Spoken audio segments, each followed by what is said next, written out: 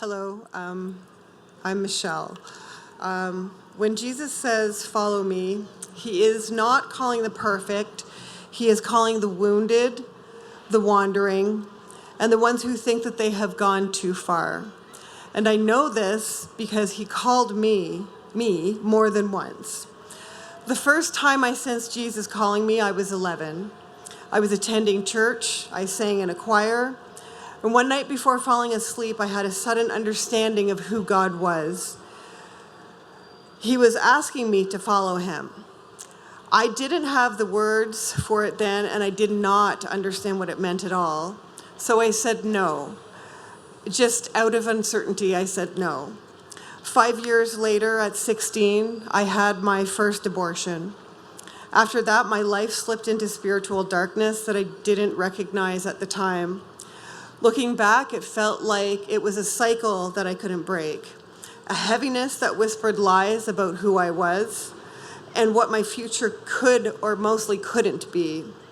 I didn't want to repeat the same choices or be in that same place again, but I felt trapped, like something stronger than my own will kept pulling me back into that same pain. So sadly, and tragically, I had 9 abortions from the ages of 16 to 29 years old. Evil and darkness had clearly taken hold of me in a quiet and suffocating way that allows shame and fear to grip your life. I believed I was too far gone. I believed God had turned his face from me, but he hadn't. The second time I felt him say, "Follow me," I was in my 30s. It was 5 years after my last abortion, and I had reconnected with a foster system my parents once tried to help when I was a child. Her life had also taken a heartbreaking turn, and when I saw her pain, something inside of me broke open. I ran home, prayed for her and her family with a desperation that I hadn't felt in years. And in that moment, in that prayer, I sensed that same gentle voice again, "Follow me." But I still wasn't ready. Years passed, then I was 49. He called me a third time. This time the invitation was different, not demanding, not condemning, just steady, patient, and full of love. At 49, I finally said yes, and that's why I'm standing here today.